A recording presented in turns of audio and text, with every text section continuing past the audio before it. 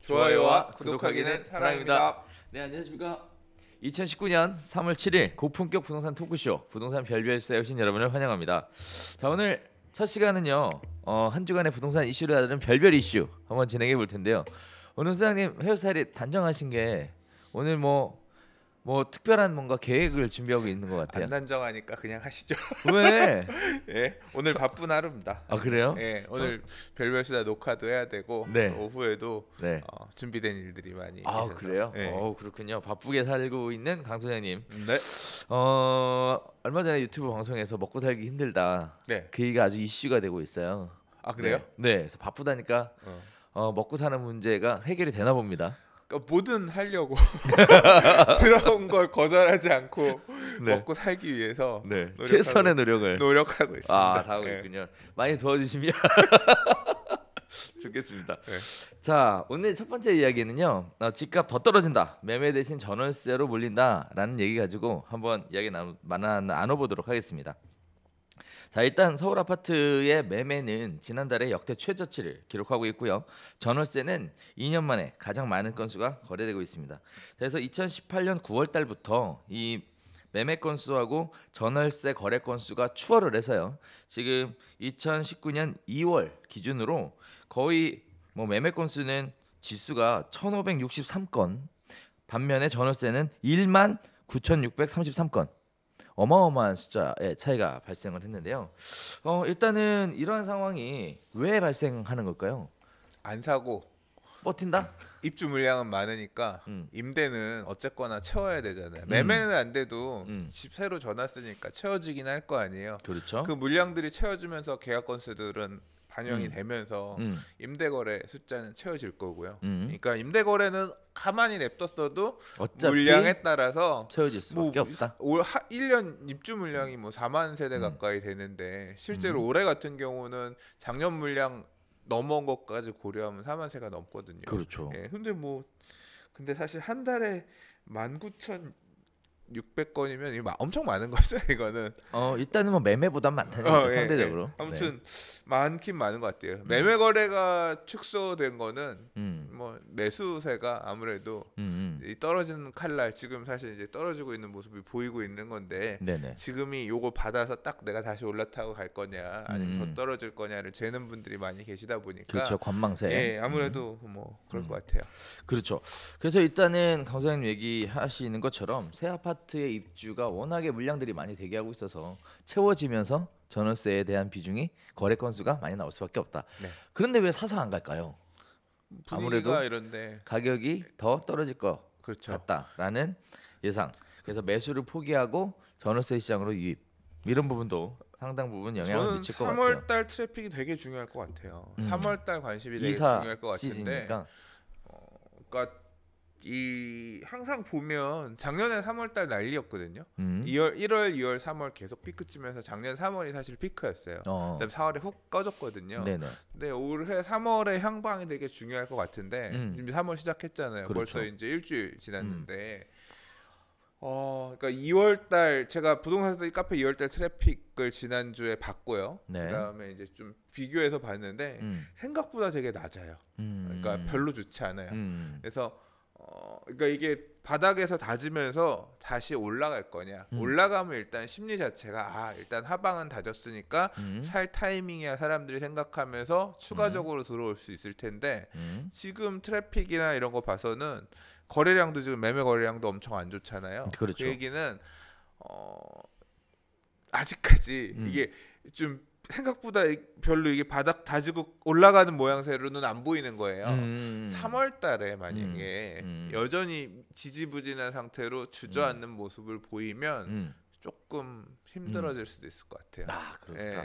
3월 달에 전통적으로 이사 시즌하고 맞물려서 관심들이 올라가는 시기인데도 불구하고 트래픽 자체가 늘지 않는다는 얘기는 시장에서 소외받고 있다는 얘기.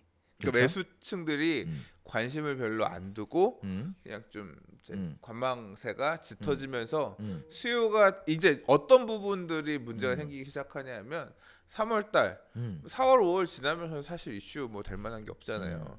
그러니까 결국 계속 그렇게 침체되는 모양새로 이어지다 보면 이제 벌써 작년 9.13 대책 이후에 몇 개월이에요. 10, 11, 12, 1, 2, 3 6개월인데 그렇죠. 4, 5, 6 이제 그러면 매물 내놨던 매도인들이 심리가 이제 내가 잘못 판단했나?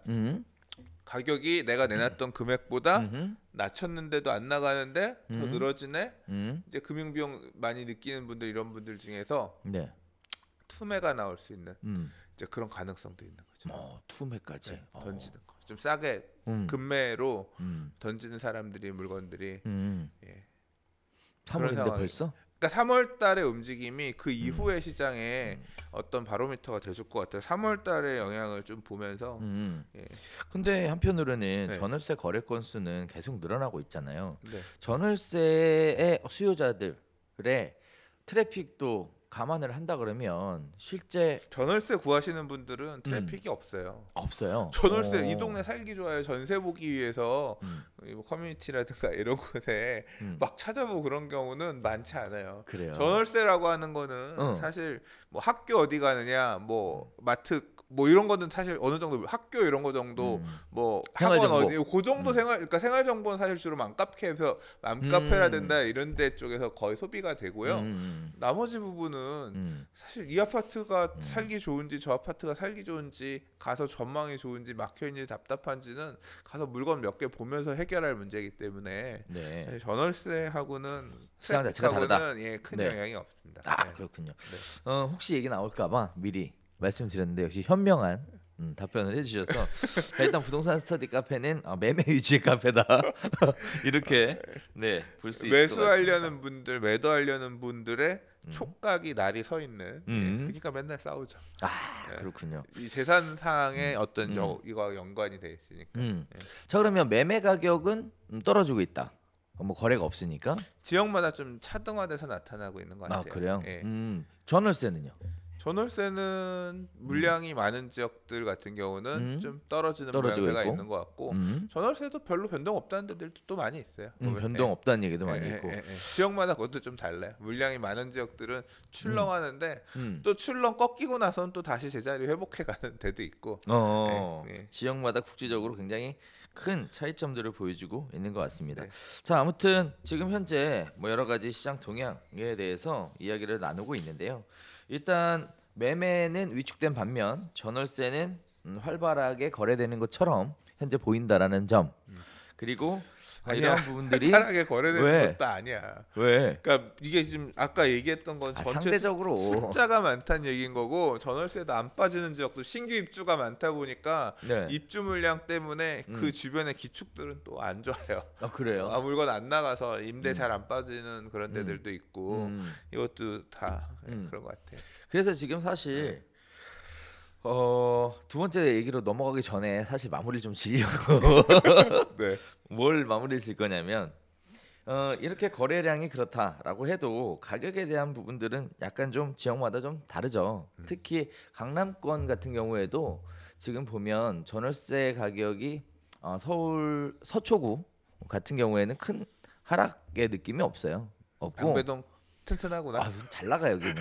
그리고 반면에 송파구, 강남구 쪽은 약간 흔들림이 좀 있는 것 같아요. 그런 식의 이야기들을 좀 전해드리고자 이렇게 말씀 한번 드려봤습니다. 자, 두 번째 이야기 한번 해볼 텐데요. 가격에 대한 얘기예요. 아까 우리 잠깐 말씀하셨다시피 지금 가격이 하락하는 데도 있지만 변동이 없는 곳도 있고 오히려 올라가는 데도 있다. 이런 얘기를 가지고 한번 준비를 해봤는데요. 일단 6, 7억대 전세는 오히려 가격이 반등하고 있다, 올라가고 있다. 전세가 아니라 매매가? 매매. 그렇군요. 왜 이걸 전세로 봤을까? 자, 6, 7억대 매매는 올라가고 있다라는 얘기인데 이게 왜 올라가요? 그러니까 이 서울 집값이 전체적으로는 빠진 게 맞대요. 그러니까 그렇잖아요. 서울이라고 하면 서울도 25개의 구가 있고 네. 강남구도 있고 노원구도 있고 강서구도 있고 금천구도 있고 다양한 구가 있잖아요. 네. 그러니까 그 안에서도 비싼 아파트가 있고 싼 아파트가 있고 대단지 아파트가 있고 나홀로 아파트가 있잖아요. 그렇죠. 그걸 전체를 뭉뚱그려 놓고 나면 서울 전체 평균으로 놓고 봤을 때 아파트는 가격이 빠진 게 맞는데 그걸 내면을 살펴보니까 이렇다는 거죠. 비싼 애들은 많이 조정받으면서, 그러니까 많이 올랐던 애들, 네. 그리고 전체적으로 가격이 높았던 애들은 상대적으로 출렁임이 커서 많이 내려가면서 네. 하락으로 영향을 끼쳤고, 반대로 덜 올랐던 애들은 지금도 꾸역꾸역 올라가고 있다는 거예요. 그래서 그 선 자체가 뭐냐면 매매가 기준으로 6, 7억대. 지금 서울 중위권 아파트 가격, 중위 아파트 가격이 7억대라고 하잖아요. 그러니까 중하에 있는 애들 같은 경우는 가격으로 놓고 봤을 때 꾸역꾸역 밀고 오면서 가격이 올라가고 있다는 거죠. 근데 그렇게 꾸역꾸역 조금 올라간 애보다 올라갔던 애들이 조정받으면서 떨어지는 폭이 좀 더 크다 보니까 큰 틀에서는 하락이라는 거고, 그래서 고가 주택, 고가 아파트 시장하고 그다음에 중저가 아파트 시장하고의 흐름이 지금 다르게 나타나고 있다는 거예요. 예. 그래도 강 선생님이 네. 이런 얘기 좀 해주셔야 될 것 같은데 일단은 전체적으로 시장이 안 좋다라고 하잖아요. 그러면 좀 더 기다렸다가 움직여도 될 것 같은데 굳이 지금 상황에서 매수로 전환을 해요. 거기다가 가격도 비싸게 주고 사요. 이런 일을 왜 할까요? 어떤 뭐 이런 지역들. 그러니까 실수요층이 두꺼운 6, 7억대 아파트를 예. 왜 매수하냐 이거지. 그러니까 여기를 매수하시려는 분들은 그냥 6, 7억대 아파트라고 하는 경우는 어떤 거겠어요? 뭐 어떤 거예요? 막 너무 살고 싶어 막 이런 어떤 눈이 콩깍지가 꽂혀서 그렇게 가는 아파트가 아니라 예, 거의 그냥 내 돈에 맞춰서 내가 가용할 수 있는 대출은 요 정도까지고 뭐 아쉽지만 이거라도 해야지. 그러니까 밀려서 가는 거죠. 어떻게 보면 전세 살다가 요번에는 그냥 내 집 마련하자. 청약은 안 되고 또 특히나 이제 그런 수요도 있을 거예요. 야, 뭔 놈의 분양가가 이렇게 비싸냐? 그렇죠. 야, 저 분양가는 난 줘도 못 받겠다. 그냥 그렇죠. 저 돈 사느니 저 돈 주고 분양 받느니 나는 그냥 이 동네에 있는 기축 아파트를 요 정도 가액에서 요새 뭐 지금 강북권에도 신축 20평대 일반 분양가가 6억대, 뭐 7억대까지 이제 나오려고 하잖아요. 그러니까 그러면 그냥 그 돈으로 나는 20평대는 좁고 30평대 중에서 6억대에 맞춰지는 거 있으면 그냥 기축을 사야겠다. 30평대를 내가 9억 주고는 들어갈 여력이 안 되는 이제 이런 사람들이 이런 분들이 꾸역꾸역 걔네들이 가격이 떨어지기를 기대하고 있는데 안 떨어지고 있으면 보다가 에이 이참에는 그냥 사자. 합리화하면서 매수하는 거죠. 네. 자기 만족. 네. 그래요. 그래도 가격이 떨어진다는 기대감 뭐 이런 것들이 있어서 시점을 좀 늦춰도 되잖아요.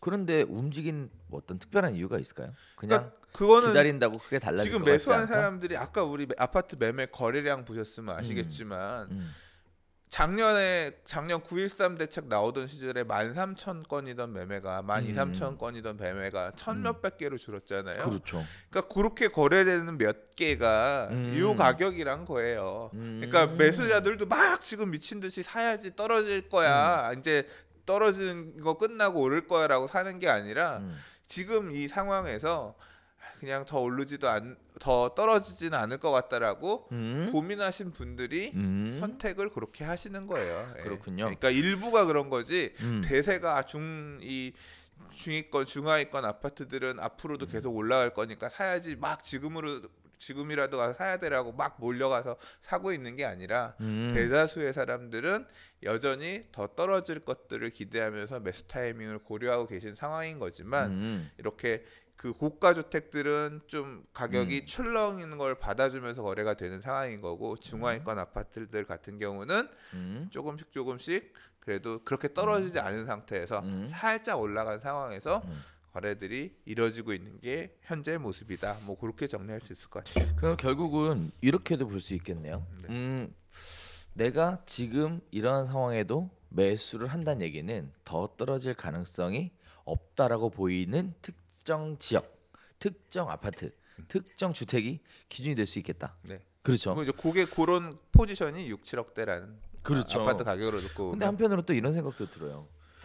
이제 또 방송에 나가면 또 많은 분들이 또 여러 같은 불만을 표기하실 게 뭐냐면 6, 7억대 아파트는 싸냐?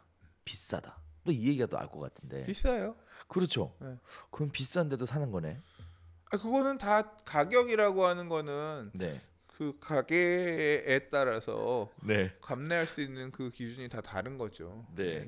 내가 가지고 있는 돈은 1억이면 6, 네. 7억이 비싼 거고 내가 가지고 있는 돈이 10억이면 6억이 싼 거고 사람마다 다른 거죠. 뭐. 맞아요. 그래서 거래를 하는 아파트가 지금 역세권 소형 아파트 위주의 실수요자들이 많이 찾는 아파트들이 그나마 소량으로 거래가 되고 있고요. 보통 가격대는 약 6, 7억대. 그러면 사실 평당 가격으로 하면 2,500에서 3,000 정도까지 보여지는 이런 상황인데 한편으로는 상대적으로 이게 무슨 뭐 떨어진 가격대에 매수하는 거냐, 뭐 덜 오른 가격대에 매수하는 거냐라는 반론이 제기될 수도 있겠습니다만 여러분이 아셔야 될 거는 일단 거래량 자체가 많이 있어서 대세 시장의 흐름이 그쪽으로 간다는 얘기는 아니고요. 극소수의 실수요자분들이 본인들의 어떤 형편이나 여건에 따라서 이렇게 선택을 하고 있다라는 얘기로 이해하시면 좀 더 와닿을 것 같다. 이렇게 말씀드릴 수 있을 것 같고요. 아무튼 시장 자체는 선행지표라고 불리워지는 강남, 그다음에 재건축 아파트 이런 쪽이 굉장히 약세를 보이고 있어서 이런 부분들과 어떻게 보면 정반대의 이야기라서 관심이 좀 가는 이야기일 수도 있을 것 같아요. 아무튼 꼭 필요한 사람은 지금 사는 것도 나쁘지 않겠네요. 집은 이번에 청약 경쟁률도 보면 딱 그래요. 태릉이랑 그다음에 홍제, 해링턴, 그러니까 효성에서 분양한 2개 아파트가 있었는데 경쟁률 자체도 약간 분양가가 쌌던 지역도로 더 몰렸거든요. 아, 그래요? 그러니까 그 수요들은 좀 있는 것 같아요. 네. 고가 주택에 대한 부담감들이 좀 있는 것 같아요. 9억이 넘는 고가 주택에 대한 수요는 거의 뭐 없는 반면 상대적으로 9억 이하에는 눈치를 보는 좀 중저가 시장들은 약간 더 뭐 이 정도는 더 안 빠지겠지 새 건데 뭐 이제 그런 수요들은 더 탄탄하게 시장에 있는 것 같다고. 근데 또 이런 것도 있잖아요. 네. 1주택자들은 큰 의미가 없잖아요. 어차피 뭐 빠졌다가 사면 좋은데 그 기회를 놓치는 것보다 어차피 계속 들고 있으면 빠졌다가 다시 올라갈 때 또 빠지는 거에 대한 마이너스와 올라갈 때에 대한 플러스 같이 플러스 마이너스 상계하면 장기적으로 볼 때 큰 손해나 손실이 없는 건 아닌가요? 잘 모르겠어요. 그래요? 그러니까 1주택자 입장에서는 이런 상황에서 어떻게 포지션을 취해야 되느냐. 팔고 갈아타고. 근데 팔고 갈아탈 때 그러니까 사는 걸 미룰 게 아니라 지금 사도 괜찮다. 1주택자가 조금 떨어져도 어차피 지나면 반등할 거니까 지금 1주택자가 지금 사는 거 하나 더 사는 거잖아요. 아니. 무주택자가 1주택자를 말을 잘못했다. 하나 더 사는 거는 무주택자 입장에서는 쌀 때 사는 게 좋죠. 조정 받을 거면 조정 받은 상태에서 바닥 칠 때 사는 게 최고 좋지. 아, 그래요? 아니 작년 가을에 생각해 보세요. 작년 가을에 가즈아를 외치던 시절에 서울의 한 채는 언제나 지금이 가장 쌉니다라는 얘기를 듣고 가서 한 사람들은 지금 피눈물 흘려요, 안 흘려요? 완전 피눈물 나시. 그건 되게 무책임한 발언이야. 그거는 그러니까 이게 물론 다시 회복될 거야라고 하는 거는 회복되기 전에 떨어졌을 때 산 사람이 더 좋지. 예를 들어 작년 가을에 산 사람보다 지금 사는 사람이 더 좋잖아요. 그러니까 사실 말꼬리를 흐르시는데 일단은 제 생각은 좀 달라요, 사실. 무주택이신 분들이 보통 많이 기다리시죠. 가격이 빠지면 사겠다. 근데 제가 오랜 기간 지켜본 바에 의하면 못 사요. 더 빠지겠지. 아니야, 못 사. 그래서 결국은 또 같은 우를 범하는 경우들이 많아서요. 저는 이렇게 말씀드리고 싶어요. 무주택자는 시장에 대한 어떤 뭐 그런 생각을 하시기보다 내가 정말 이 지역이 괜찮다. 나 여기에 앞으로 오랫동안 살고 싶다. 뭐 이런 지역이 있으면 지금 분양을 받으시든 매수를 하시든 이런 선택을 하는 것도 나쁘지 않다. 라고 저는 개인적으로 올해 살면 안 된다 그런 얘기는 아니에요. 저도. 네. 아 그래요? 네. 저는 올해 아까 제가 3월달 뭐 상황을 봐야겠다라고 한 얘기. 저는 올해가 되게 매수 타이밍이 될 수 있다고 생각해요. 특히 그래요? 특히 저는 아직 제가 누누이 저는 아직 이번 상승장이 끝나지 않았다고 생각해요. 상승에서 전체적으로 하락으로 포지셔닝 변경한 꼭지점이 아직 오지 않았다고 생각해요. 개인적으로는. 그래서 이제 그 텀이 지나고 나서는 다시 조정되거나 할 수 있겠지만 그래서 올해가 지난 상승장에서 되게 어떤 타이밍을 놓쳤다라고 생각하시는 분들 집을 사려고 했는데 이런 분들은 흐름을 결국 언제 사느냐의 싸움인데 좀 되게 주목해서 3월달 트래픽 얘기를 한 게 출렁이면서 조정받는다라고 하면 적어도 이제 몇 달 정도는 더 흐름이 안 좋을 수 있으니까 바뀌는 거예요 그러면? 뭘요? 아직 상승장이 끝나지 않았다가 3월 때는 트래픽이 죽으면 아니죠. 그 얘기는 아니에요. 그것도 아니야? 더 매수하기 좋은 시점이 올 수도 있는 거죠. 그래서 어느 시점 이후에 어렵다 이해가. 네. 저는 올해 입주 물량 쇼크도 있고, 그러니까 기본적으로 되게 그렇게 좋은 여건이 없는데 이제 결국은 그런 부분들이 다 가시고 나면, 그러니까 입주 물량 쇼크도 가시고 하면 그 다음에 움직일 수 있는 건 사실 전세가들이라든가 이제 이런 부분들이 또 건드려질 거거든요. 올해 좋은 분양 물량도 되게 많아요. 근데 그 분양 물량들이 소진되고 나면 청약으로 공급받을 수 있는 주택도 일종의 그 딱 줄어드는 시점이 오거든요. 사고 싶은데 분양받을 것도 없고 입주 물량도 끊겨. 그런 시점에서는 그게 또 올해? 수요층들은 올해는 아니죠. 네. 일단 제 머리로는 이해가 안 되는 걸로 일단 넘어갈게요. 네, 그래요. 자, 그래서 지금 시장 상황에 대한 계속 이야기 나누고 있는데요. 아무튼 각자 현명한 선택 하셨으면 좋겠습니다. 자, 이번에 새로운 이야기 한번 해보도록 할게요. 네. 부동산 중개업과 관련된 이야기를 잠깐 드릴 텐데 일단 시장에 대한 영향이 중개업계에도 그대로 영향을 미치는 것 같습니다. 강남 3구의 부동산 개업공인중개사의 폐업이 개업을 추월해서 지금 마이너스 상태를 기록하고 있습니다.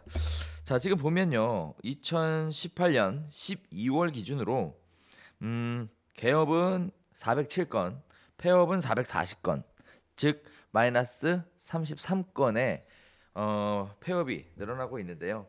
특히 이 지역들이 강남, 서초, 송파, 강동이라는 4개의 기준들을 중심으로 해서 보면 이렇게 마이너스가 계속 이루어지고 있습니다.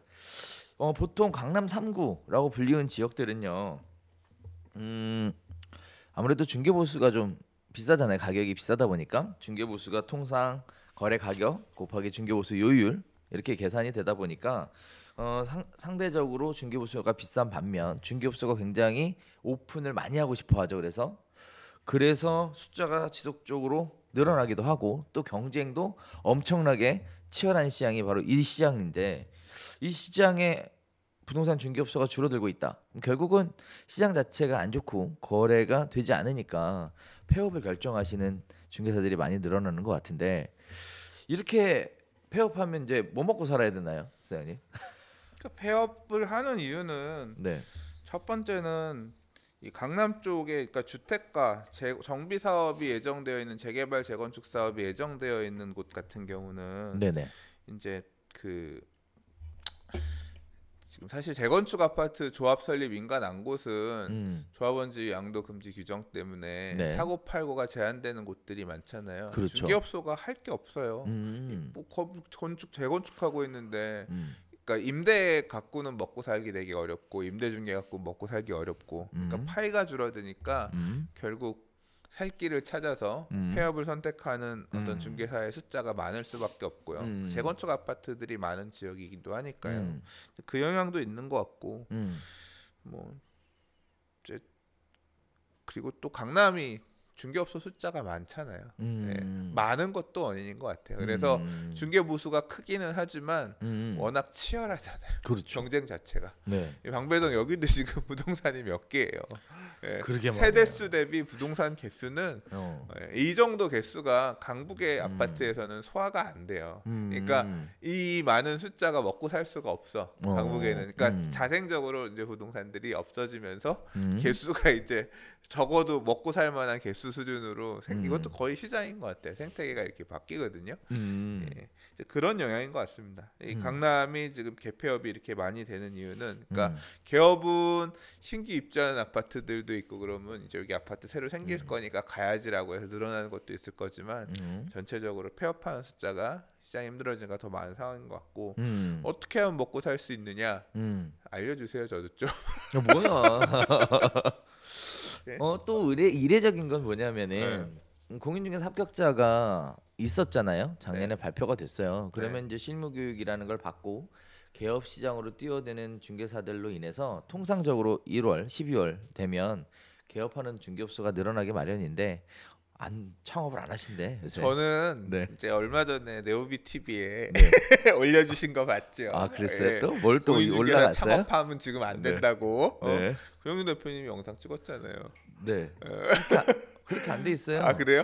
내용 끝까지 안 봤구나. 썸네일만. 그러니까. 그러니까 그 직원으로 일하기보다는 창업하는 게 낫다. 이제 그거 어저께 올려주신 것도 살짝 봤고 그 전에 거 보면 그러니까 지금 창업하기에 되게 리스키한 그런 환경이 그럼 얘기 좀 해주세요. 지금 창업해야 된다. 아니 일단은 너무 감사드리는 거는 강 소장님이 이렇게 네오비 TV를 봐주셔가지고 조회수가 많이 올라가고 제목을 잘 시청 썼어. 시간이 제목을 잘 썼어. 올라가서 너무 다행이고요. 한편으로는 뭐 그래도 우리가 아직 구독자 수가 10,000명이 안 돼요. 그래서 사실 10,000명을 채워보고자 제가 자극적인 투입. 제목은 소장님이 훨씬 잘 쓰시죠. 아니야. 오케이 일단 자 사실은요 이러한 부분들이 그러니까 5년 전에도 유사한 상황이 있었어요. 왜요? 일단은 두 가지 측면에서 생각해봐야 되겠는데 일단 기존에 중개업 하셨던 분들한테는 지금 상황이 굉장히 어려울 수 있습니다. 어쨌든 장이 좋았을 때가 있으니까 안 좋았을 때도 있겠죠. 그런 상황을 버티기를 하거나 또는 이전을 하거나 두 가지 상황이 존재를 할 텐데 일단은 이전하시는 분들이 많이 늘어날 것 같아요. 5년 전에도 그랬었기 때문에 어느 지역으로 이사를 하느냐 이전하는 게 좋겠느냐에 대해서는 각자 좀 생각하고 판단을 해보셔야 되겠지만 5년 전에는 삼성전자를 기반으로 해서 막 얘기해도 되죠. 네, 동탄 쪽 이쪽 지역으로 관심들을 많이 가지고 이전을 많이 하셨고요.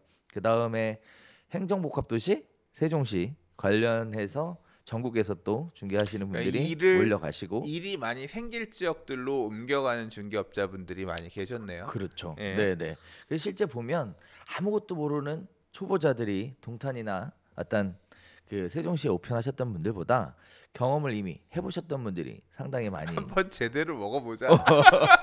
그렇게 가셨는데. 아니고. 근데 저 아는 힘드니까. 저 아는 분도 용산에 사시는 분이 세종시 일찍 넘어가신 분 계셨고 용산 업자들 중에 세종시 간 사람들 좀 있어요. 아마 그랬을 것 같고 그런 것 같네요. 보니까. 그러니까요. 네. 그래서 제가 이번에는 어디냐, 어디로 가야 되냐, 뭐 이런 얘기들이 술찮게 나오고 있어요, 사실 벌써. 대표님은 중개업자들 사이에서 이제 그런 일들을 하시니까 그런 얘기들을 확실히 더 많이 들으실 수 있겠네요. 뭐 네트워크 만만치 않으시면서 아니요, 저는 그런 얘기까지는 그래서 잘하지 않아서 일단 버티거나 새로운 호재가 있는 곳으로 이전을 하거나 한편으로는요 새로운 호재가 있는 곳으로 이전해 가시는 분들의 자리가 또 나오죠. 네, 장이 좋을 때는 권리금 엄청 비싸거든요. 근데 지금 같은 시기는 권리금이 싸. 그럼 역발상도 그렇게 할 수 있겠다. 그럼요. 그래서 사실 권리금이 싼 상가를 잘만 잡을 수 있으면 이게 훨씬 남는 장사예요. 그럴 수도 권리금만으로 훨씬 남는 장사가 될 수도 있습니다. 그래서 저는 개업에 대해서 관심 갖고 계시는 분들이 우리 그러잖아요. 막 너무 뜨거울 때 부동산 사는 건 꼭지를 상투를 잡을 수 있다라고 얘기하는 것처럼 마치 부동산 중개업소도 장 막 좋을 때. 근데 그거는 되게 설득력이 있는 얘기예요. 분위기가 안 좋을 때 가서 열심히 일해서 다져놓으면 물건 갖고 있는 소유자분들도 훨씬 더 부동산을 각인하고 얘네는 열심히 이렇게 하네. 나중에 이제 그런 어떤 이미지 많이 다 시장이 좋을 땐 다 열심히 하니까. 그렇죠.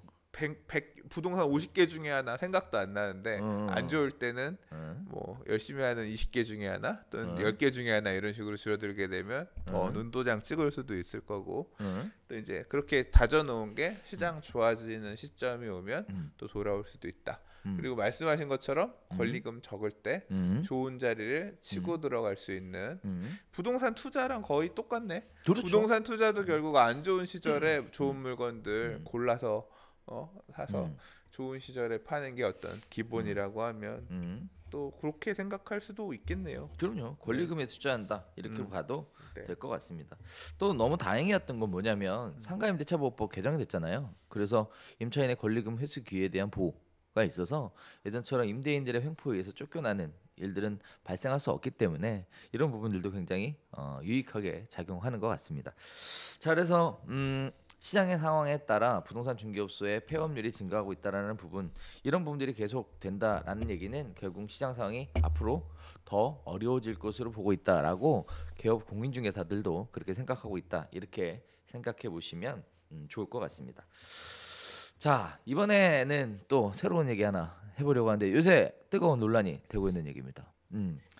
자, 중개사 처벌을 강화해서 허위 매물을 없애자, 뭐 이런 식의 얘기가 개정안이 지금 올라오겠다고 협박을 하고 있는 그런 상황에 뜨끈뜨끈합니다. 자, 일단 뭐 소비자들이 이런 얘기들 많이 있어요. 뭐 그런 매물은 나갔고 조건을 얘기해주면 다른 집을 구해주겠다. 그런데 왜 나간 매물이 아직까지 광고에 있냐? 결국 이런 식의 이야기들. 허위 매물이 온라인 광고의 46%나 된다. 즉 엄청나게 많은 허위 매물 때문에 많은 피해를 보고 있다. 그래서 허위 매물을 없애려면 중개사를 잡아서 때려잡아야 된다. 뭐 이런 모든 책임을 마치 공인중개사가 유발시키고 책임지고 해야 되는 이런 쪽으로 지금 가닥을 잡고 가는 것 같은데 억울해요, 우리. 전형적인 남 탓 논쟁인 것 같아. 이거는 나는 이게 사실 얘기는 맞아요. 온라인 광고에 허위 과장 매물이 있기 때문에 그렇죠. 소비자들이 피해를 입는 게 맞아요. 물건 보러 갔는데 그 그렇죠. 물건은 없어. 맞아요. 없었던 물건이니까 네가 나한테 장난쳤네. 안 그래도 나는 물건을 사람들이 쓸 수 있는 기회비용이란 게 있잖아요. 이 물건 볼 수도 있고 저 물건 볼 수도 있는데 그 물건을 보기 위해서 내가 나름대로 시간 맞추고 굉장히 비싼 투자를 하기 위해서 그렇죠. 다 예약을 해놨는데 가서 보니까 없는 물건이고 대체해주겠다라고 하면 일단 기분 상하죠. 그러니까 나쁘죠. 굉장히 많은 사회적 비용이 발생되는 그러니까 이게 없어야 되는 그런 상황인 건 맞긴 맞아요. 근데 이게 중개업자의 책임이냐라고 놓고 보면 사실 실제로 보면 이게 다 자기들은 자기 입장에서만 얘기하기 때문에 그런 거예요. 매도인 입장에서는 이 부동산에서 또는 가격을 알아봤는데 이 금액의 가격을 내놨었는데 그 금액에 팔기가 싫어졌어. 그러면 막상 보러 오는 상황에서도 나 안 보여줄래요. 그 금액에 안 팔래요. 그러면 그렇죠. 물건이 나간 거예요. 또는 물건이 보류된 거예요. 그렇죠. 가격이 올라간 거죠. 특히 상승장 같은 때는 이게 되게 촌각을 다투면서 생각이 바뀌거든요. 이게 그렇죠. 뭐 매물이라고 하는 게 나는 이 금액에 의뢰를 하겠습니다를 무슨 전속계약서를 써가지고 가격을 적어놓은 것도 아니고 그렇죠. 보통은 일반 중개 의뢰라고 하는 게 전화로 얼마 나가요? 예, 그럼 그 금액에 인심 손님 보여주세요.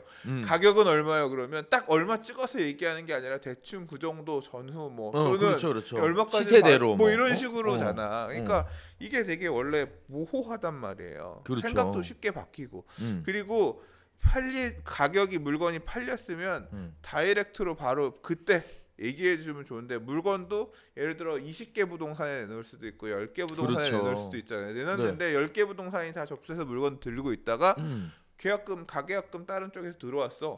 그럼 10개, 20개 전화해서 다 팔렸어요. 돈 들어왔어요. 얘기하는 게 아니라 그냥 넘어가죠. 너 가만히 있지. 사장님 그럼 부동산들이 다시 전화해서 팔렸나요? 그렇죠. 그렇게 보여주러 예약해놨는데 보러 오는 중간에 또 돈 들어오면서 팔렸을 수도 있는 거잖아요. 맞아요. 그래서 이게 허위 매물이다 아니다를 볼 수 있는 기준 자체가 너무 모호합니다. 그렇죠. 그걸 갖다가 중개업자가 책임을 져야 된다라고 하면 중개업자도 구상권 행사해. 당신이 말 바꿨잖아요. 그러니까 말이 안 돼. 그래서 이게 실제 처벌할 수 있느냐 이런 부분이 만약에 그러면 억울하다라고 해서 이게 재판으로 가거나 하면 네. 판사도 되게 머리 아플 것 같아요. 이 허위 매물의 원인이 중개업자냐 이 건에서는 아니면 매물이 거래된 거를 사전에 알려주지 않은 매도자냐 또는 그걸 갖다가 매수 의뢰자가 보러 오기 전에 적절한 시점에 매물이 나갔는지 안 나갔는지를 파악하지 않은 중개업자가 다시 책임이냐 또는 전화 통화를 했는데 전화가 예를 들어 끊겨 전화가 불통이 돼서 받을 수 없는 상황이 돼서 통신사의 문제냐 이게 너무 어려워. 그래서 이게 그러니까 법을 만드는 건 좋은데 좀 납득할 수 있을 만한 수준으로 제도가 만들어져야 되지 않겠냐. 일단 저는 개인적으로 이게 방향을 잘못 잡은 것 같아요. 왜냐하면 허위 매물이라는 것을 없어지면 좋죠. 그 없어지게 하는 방법이 그 매물 광고를 하는 중개사를 어떻게 때려잡을 게 아니라 사실 그렇게 존재할 수밖에 없는 시장의 근본적인 원인을 찾아서 문제를 해결해야 되는데 이거는 지금 뭐 말도 안 되는 얘기들을 지금 계속 하는 거예요.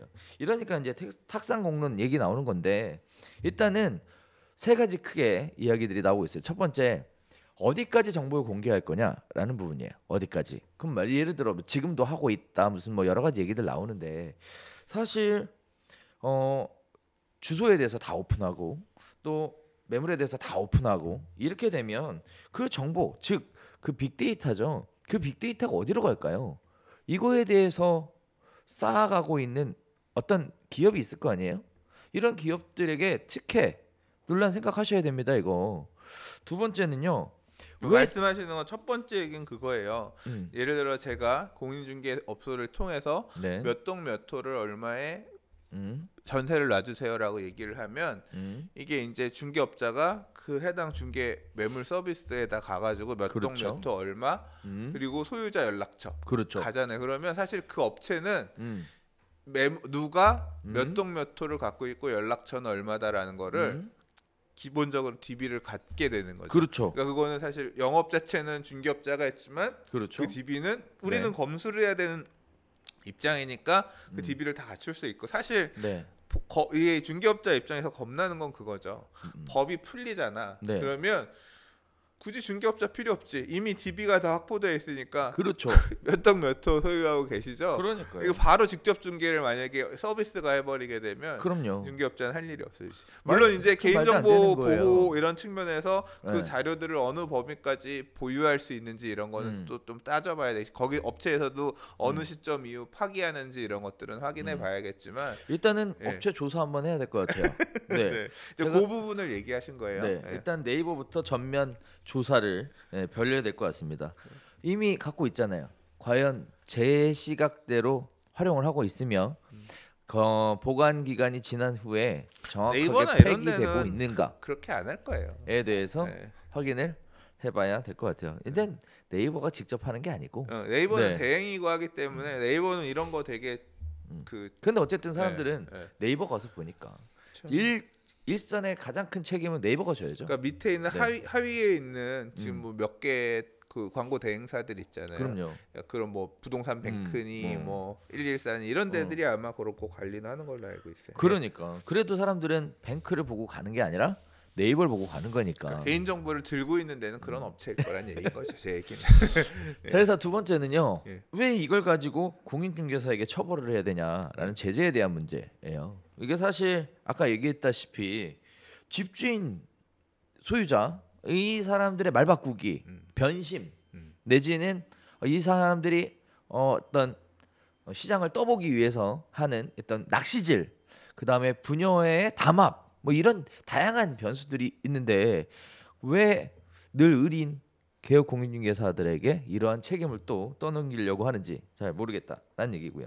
마지막으로 세 번째는 이것도 되게 웃겨. 그러면 직거래 매물 있잖아요. 네. 매물 올렸는데 네. 보고 전화했어. 아예 안 팔라고요. 그러면 허위 매물이야? 그렇죠. 허위 매물이죠. 허위 매물이에요. 그래서 그걸 누가 입증할 거냐는 거지. 그게 허위 매물인지 아닌지. 보러 날짜 잡았는데 안 팔기로 했어요. 하긴 그건 직접적으로 또 자기가 얘기할 거니까. 집 보러 오는 단계에서 근데 보고 갔는데 말 바꿨으면 또 허위 매물이 아닌 거야. 아무튼 이게 되게 애매하다. 오케이. 그리고요. 자, 그래서 이런 세 가지 부분이 문제가 되는 거예요. 두 개 아니야? 세 번째는 뭐야? 그거. 그거. 뭐지? 그거. 입증을 누가 할 거냐? 입증을 누가 할 거냐? 그래서 뭐 정보망을 회사에서 할 거냐? 아니면 국토부에서 할 거냐? 구청에서 할 거냐? 무슨 뭐 법원에서 판사가 입증할 거냐? 입증을 누가 할 거냐에 대해서 책임 소재도 굉장히 크게 달라질 것 같은데 아무튼 이 말도 안 되는 얘기들을 이렇게 해가지고 갑자기 또 아침부터 근데 공교롭게도 이런 중개업 이 허위 매물이라든가 이런 얘기들은 주로 언제 나오냐면 꼭 그런 것 같아요. 부동산 상승장에서 나오는 것 같아. 하락장에서는 관심도 없다가 이제 상승장의 어떤 후유증 같은 것 같아요.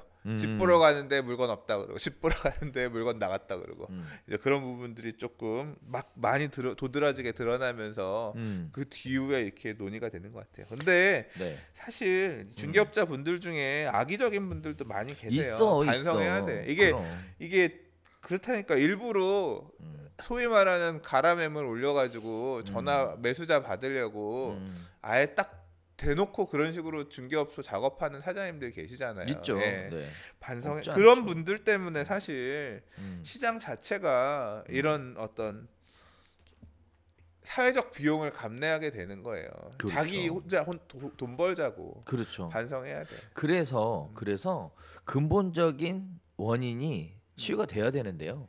사실 이거 간단하게 해결할 수 있어요. 어떻게? 전속중개제도 의무화시켜버리면 돼요. 그럼 간단하게 할 수 있어. 근데 누가 할 수 있겠냐고 이거를.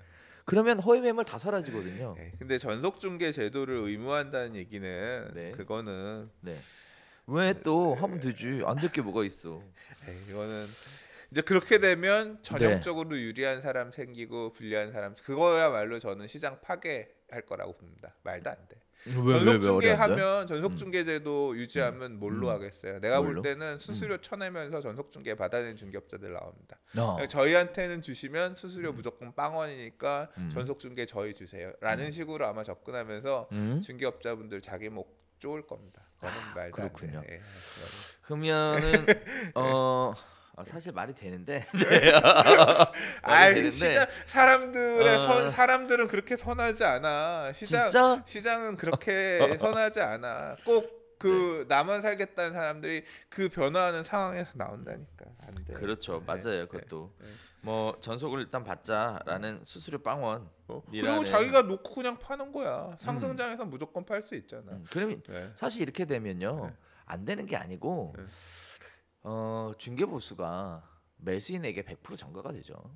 살려고 한 사람한테 나만 먹고 살면 되니까 매수인한테도 중개 수수료를 비싸게 안 받아도 나만 거래를 많이 하면 그 중개업자는 먹고 살지. 나머지 시장은 다 망가지는 거고. 아니라니까. 물건을 꽉 쥐고 있으면 안 그런다니까.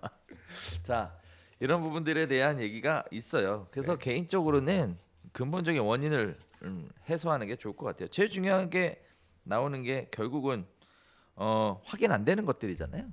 뭐 말 바꾸는 거잖아요. 그럼 말 바꾸는 사람이 누구예요? 그렇게 말 바꾸는 사람들이 말을 바꾸지 않게끔 못하게끔 만드는 게 좋을 것 같고 확실하게 하고 가는 게 좋죠, 뭐 서로. 네. 저는 이게 큰 틀에서 변화를 맞는 시점이 이번 텀 지나고 나서 생기지 않을까 그런 생각도 들어요. 중개업계가 큰 틀의 변화가 중개의 어떤 방식 자체가 큰 틀에서 지금 뭐 4차 산업 이런 거 많이 나오잖아요.